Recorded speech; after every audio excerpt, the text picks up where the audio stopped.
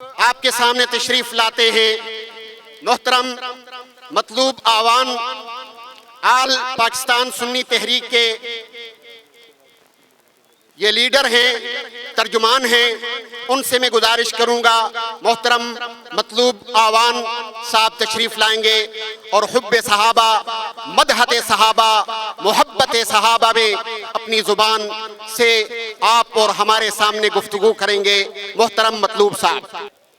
بسم اللہ الرحمن الرحیم۔ الصلاۃ والسلام علیکہ یا سیدی یا رسول اللہ۔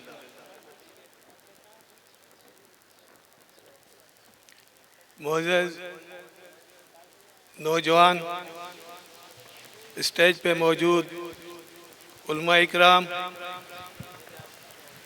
آج کے اس پروگرام کی انتظامیہ، السلام علیکم ورحمۃ اللہ۔ آج ہم عظمت صحابہ، ان کی شان میں جو گستاخیاں کی گئیں، اپنا احتجاج ریکارڈ کرانے کے لیے یہاں سب جمع ہوئے ہیں۔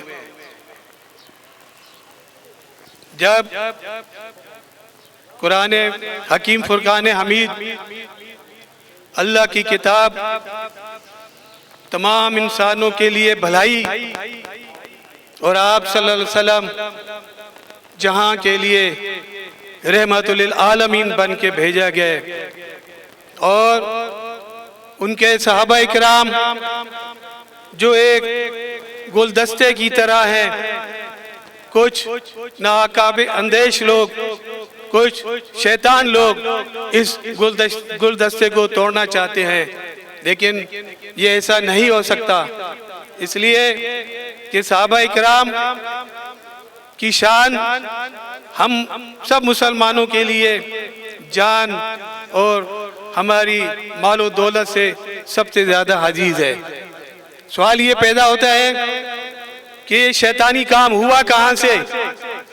اس وقت اس ملک کے ادارے، اس ملک میں قائم کرنے والے امن و امان، یہ ادارے کہاں تھے جب لاہور میں ایک، میں تو اسے شیطان ہی کہوں گا، جب اس نے حضرت فاطمہ زہرا کی شان میں گستاخی کی اور پورے میڈیا پہ یہ وائرل ہوا، وہاں سے یہ معاملات شروع ہوئے اور یہ چلتے گئے۔ لیکن تمام حالات کے باوجود آج تک گستاخ صحابہ، چاہے وہ جو بھی ہوں، ان کو سزا نہیں دی، اور نہ ہی میرے خیال میں ابھی ایف آئی آر ایسی کٹی ہے کہ ان کو سزا، سخت ترین سزا مل جائے۔